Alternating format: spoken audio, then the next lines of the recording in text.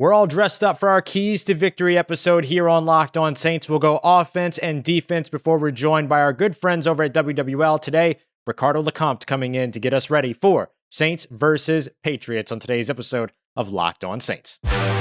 You are Locked On Saints, your daily New Orleans Saints podcast. Part of the Locked On Podcast Network, your team every day.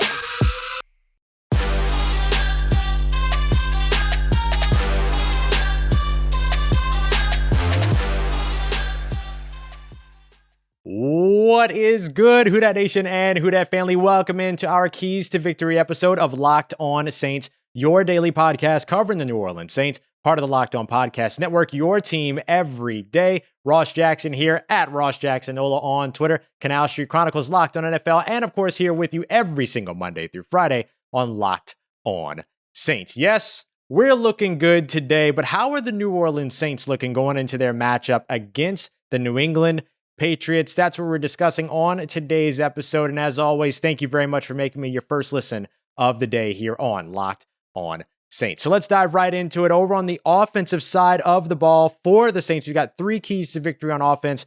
And then in just a moment, we'll talk about 3 keys to victory on the defensive side. So what's the big takeaway today? Well, the 2 most important players on this team are going to be Alvin Kamara and C.J. Gardner-Johnson this weekend. That is what I truly believe. Let's talk about Alvin Kamara first, since we're on the offense here.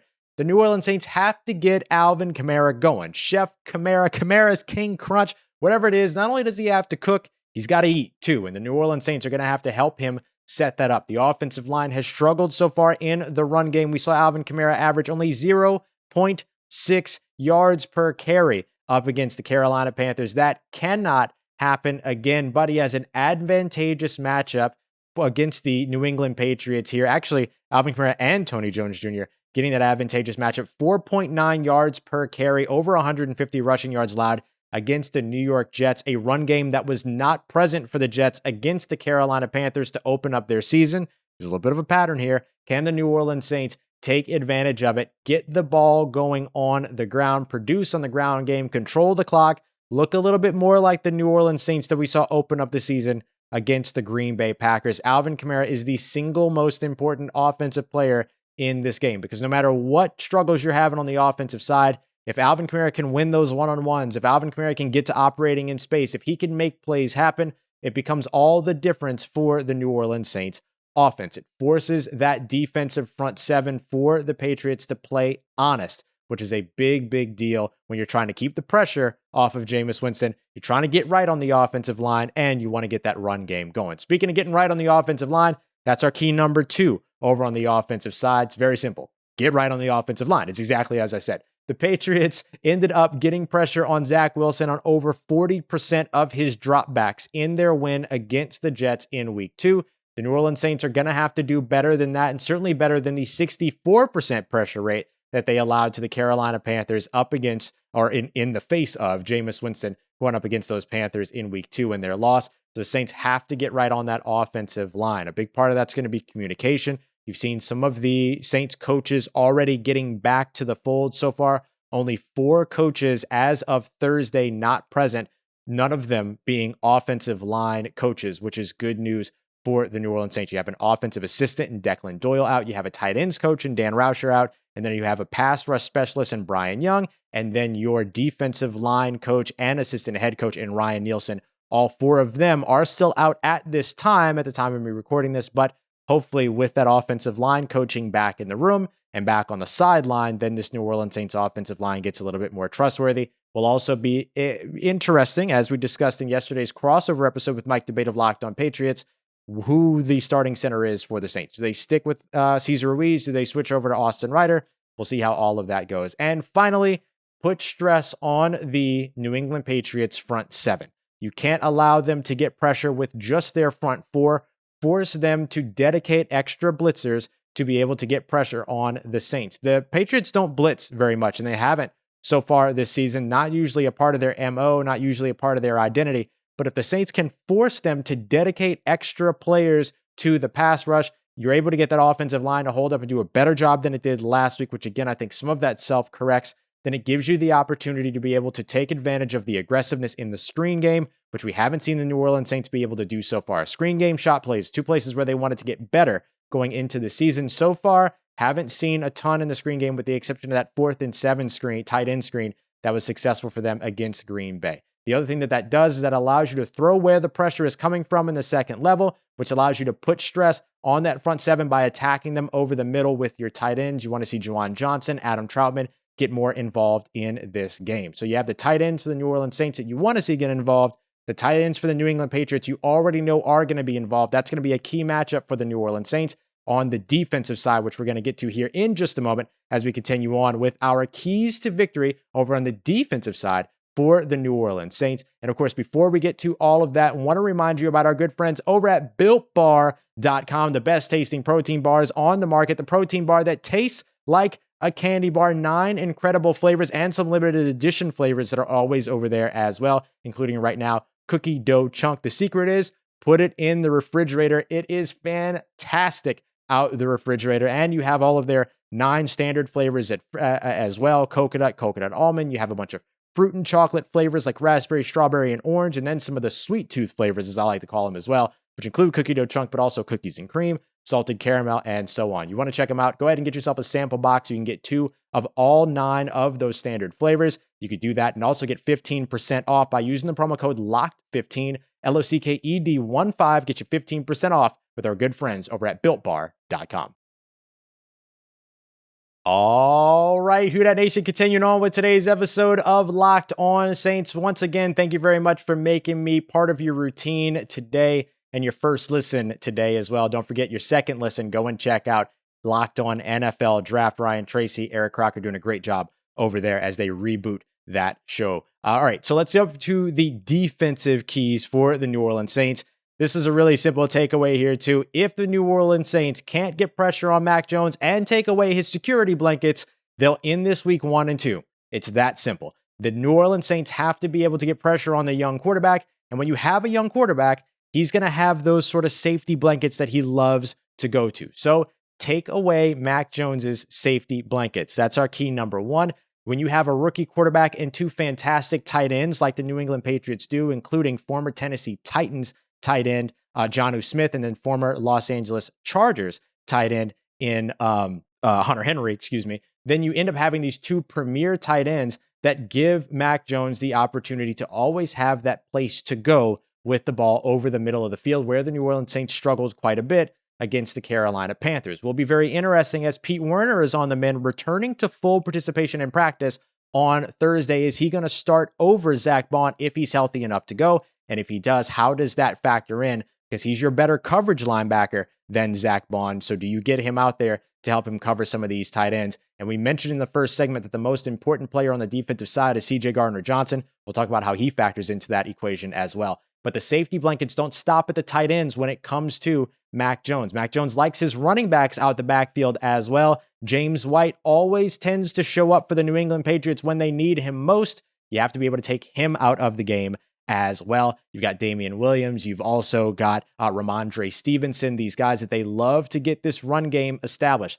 Lots of conversation around the New England Patriots about them making sure that they featured the run game this season. Easy to do when you don't have a lot of talented wide receivers on your team, but they want to feature the run game, this dynamic trio, I guess you can call them, in terms of guys that can be pass catchers, power runners, have long speed, things like that. These guys have and check all the boxes. So you need to keep Mac Jones uncomfortable enough by taking away those safety blankets. Then you layer on top of that key number 2, which is very simple. Get pressure on the rookie quarterback and keep him off balance. Keep him to throwing passes off of his base, operating out of structure, the things that Mac Jones doesn't like to do. He wants to get the ball out quickly, cleanly. Think about like a little Teddy Bridgewater, effectively. So you have to be able to move him, make him run, make him feel the pressure, get the heat on him, and make sure you finish the job every now and then as well. It's where a guy like Peyton Turner, who has been limited in practice on Wednesday and Thursday, would be such a big deal to make sure that you have on the field. You saw him get 6 pressures, a couple tackles for a loss, several run stops, but more importantly, got some hits on the quarterback, including a sack. You want to be able to get those hits on Mac Jones as well. Take advantage of the inexperience and the lack of composure that can come with that. Tano Passanio also back for the New Orleans Saints as a full participant on the defensive line in practice. Will be good to have him back, as he stood in and did a very good job in place of Marcus Davenport when he had to leave early in week 1 against the Green Bay Packers. And finally,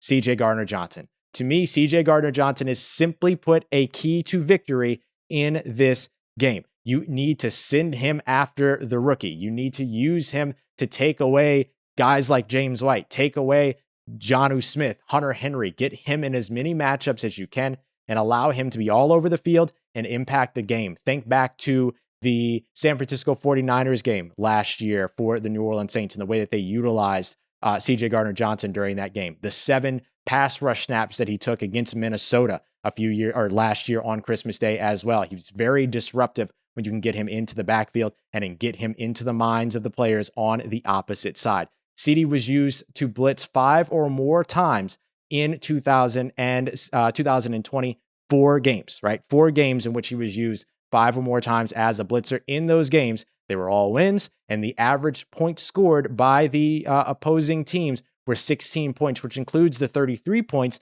that they let up late up against the Minnesota Vikings on the Christmas Day 6-touchdown running game by Alvin Kamara, his phenomenal game. Now, correlation does not equal causation, I understand, and of course we have to preface that, but you know how impactful this defense can be when C.J. Gardner-Johnson is on the field making an impact himself. Allow him to make an impact in several areas of the game, not just in coverage and limiting some of those security blankets, but get him in the face of Mac Jones whenever you can as well. To me, those are your 3 keys to victory over in the defensive side. We talked about the 3 keys to victory over in the offensive side. If you have additional keys, go ahead and drop them in the comments below if you're watching on YouTube, or hit me up on Twitter at Ross Jackson Nola. Coming up next, we're going to be joined by our good friend Ricardo LeCompte over at WWL TV to help preview this matchup between the New Orleans Saints and the New England Patriots. Tom Brady-less, those New England Patriots. Drew Brees-less, the New Orleans Saints. All very different, but Bill Belichick, Sean Payton, will talk about the chess match between these 2 coaches as we continue on with today's episode of Locked On Saints. And of course, I want to remind you of our good friends over at runyourpool.com. One of my favorite things that we're doing so far this season is the Survivor Pool for Locked On Saints. We also have one going on for Locked On NFL and a bunch of other Locked On channels as well. It's so much fun to be a part of this because I don't have to pay attention to each individual player or build spreadsheets and all this other stuff. No, ain't got to worry about all that. I can just pick the teams that I think are going to win each week and hopefully get them right so that I can go in there and continue moving forward throughout the pool. I love everything that Run Your Pool does to help you get your league set up in minutes. And I mean minutes. I've done it.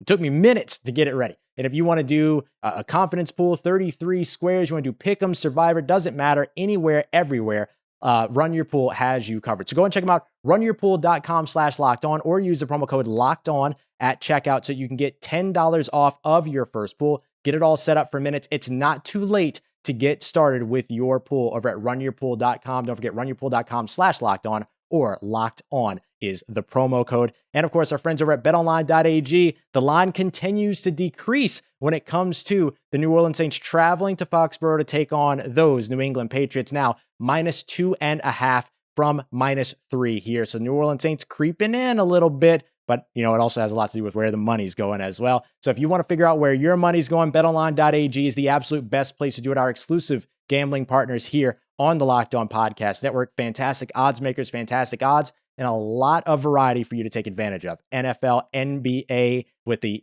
end of year awards you can already go in on. Already put some money down on James Harden for MVP. Just saying. Shout out Jackson Gatlin, Locked On Rockets. We got a lot going on all around the sports world. BetOnline keeps you up to date with all of it. So go and check them out, betonline.ag. Don't forget to use the promo code NFL100 so you can get a 100% welcome bonus on your very first deposit. That's NFL100 over at BetOnline, your online sportsbook experts. All right, Who Dat Nation, we are continuing on and wrapping up today's episode of Locked On Saints, joined today by our good friend over at WWL TV, Ricardo LeCompte. You can follow him on Twitter at rlecomptetv. Ricardo, how are you, buddy? Thanks for coming through. Doing good, Ross. How are you doing? Oh, doing just fine, Grateful to have you here and grateful for some more New Orleans Saints action coming up this Sunday. A little bit of a disappointing loss up against the Carolina Panthers last week, but now the New Orleans Saints sort of shifting their focus to the New England Patriots. How are you feeling about the New Orleans Saints heading into this matchup? The last 4 years, counting this year, they started the season 1-1. So they really haven't gotten out fast starts. And then what happens after those 1-1 or maybe 1-2 like last year? They reel off a bunch of wins, 9 wins last season. I kind of expect the same kind of deal by the Saints this year in terms of being able to just get over this loss in Carolina. It's going to happen. It's the NFL. You're going to have games where it's that bad, or games where defensively they're able to just figure it out on offense, and you just have the right combination of injuries, missed coaches, things like that happened in Charlotte, and it all just comes to a head, and it did in week 2. So I don't think it'll linger that long for the Saints. They're going to get their coaches back. They're going to get some of these players back that were injured from the first couple of weeks, and they should be able to kind of rebound here. And with going into New England, I kind of see this matchup where you're going against a rookie quarterback in Mac Jones, who is a guy who does fit Bill Belichick, but he's still a rookie. So I expect Dennis Allen to still kind of draw up something or come up with something unique to just give him something different to see.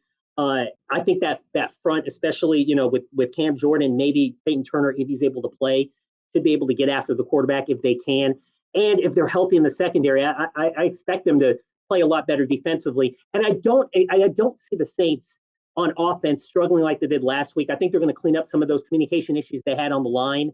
I think Jameis Winston will play better, and I just feel like it's going to be a better performance in week 3, simply because we just don't see the Saints build on losses in terms of going, all right, they're going to get into a 3-game, 4-game, 5-game losing streak. Usually they're able to fix it right at the point of where they make those mistakes and then reel off those wins, and I expect them to do that in week 3. Yeah, absolutely. It's not within the New Orleans Saints' usual identity to come out and struggle multiple weeks. We saw them drop 2 games in a row last year, but kind of hard to imagine a performance that follows up a performance like last week's, where you had so many of these sort of unique circumstances, coaching staffs out, 9 starters out from what you had expected to have at the beginning of the season, so on and so forth. Kind of impossible circumstances for the Saints that sort of self-correct coming into this game. You mentioned Peyton Turner, who had a very nice debut, his rookie, his first game, his first start up against the Carolina Panthers. Who are some of the other players that we're watching sort of upgrade C.J. Gardner-Johnson, Pete Werner? Who are some of the players that you're watching over on the injury report this week that could be a contributing factor in Sunday's matchup? Well, it's kind of hard to overlook, not to overlook the secondary, and there's just so many losses there. From last week, Marshon Lattimore didn't play, C.J.Gardner-Johnson didn't play. It is so encouraging to see C.J. back to full participation on Thursday, and if he can continue that trend into Friday, that's just a big guy that can have in the secondary, just because you have so much versatility with him. Not only does he play safety, he can play up on the line, he can play up the nickel back position. That just gives you a lot of versatility, having a guy who can move over in different positions. And getting your number one cornerback in Marshon Lattimore is so key. Just being able to just shut down the best receiver on the other team. And the fact that it's kind of funny because he just had thumb surgery, reportedly had thumb surgery.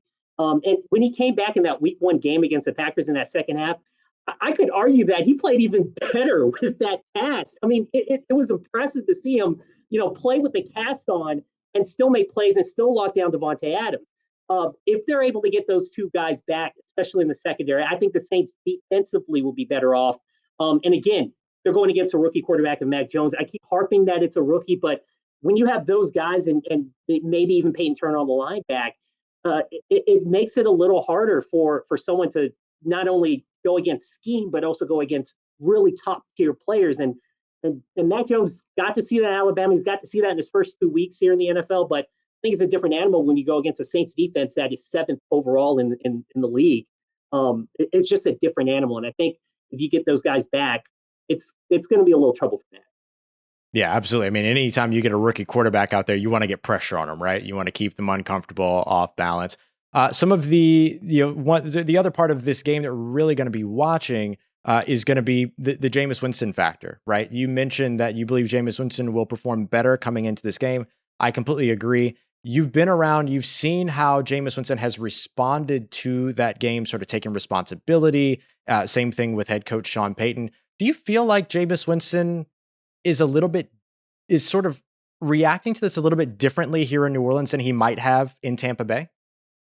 I think he is, and simply being around Drew Brees for a year and being around Sean Payton for 2 years, these are the type of guys that are not going to let Jameis go down a hole after a bad performance.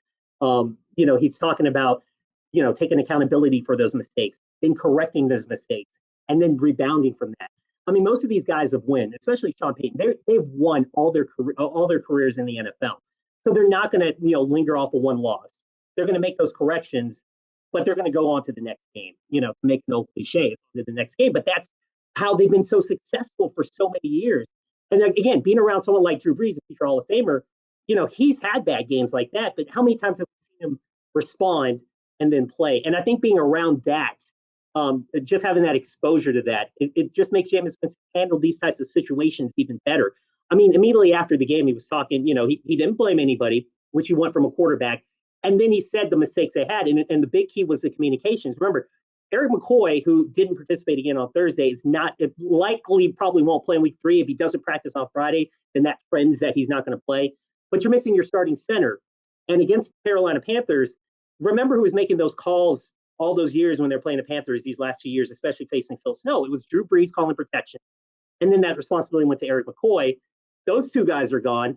So then it went to Cesar Ruiz, who hasn't been playing center much, and then Jameis Winston, who had to do that. So you get a second week to, kind of correct all those mistakes, figure out the communication on the line, and then kind of, rebound from that. And that's why I think Jameis Winston is going to play much better in week 3. I think in week 3, we're going to get middle of the road. I think we're going to get somewhere where we're not seeing the 5, but we're not also seeing the interceptions. And maybe we may see him throw for more yards. The Green Bay thing was an anomaly. I think the Panthers game is also sort of an anomaly. I think we're going to get more of a balance in between performance with Jameis Winston. But definitely, I do not see him performing like he did against the Panthers. Absolutely. Look, it's a long season, and there's a lot to still learn as these teams, these players all across the NFL get more comfortable within their systems. And even though it's a long season, we're grateful that we get to be here with you every single day on Locked On Saints. And of course, our friends from WWL joining us every week here on the show as well. Once again, Ricardo Lecomte, you can follow him on Twitter at rlecomtetv on Twitter. Ricardo, thank you so much for coming through. Looking forward to having you back soon. My pleasure, Ross. We'll see you then.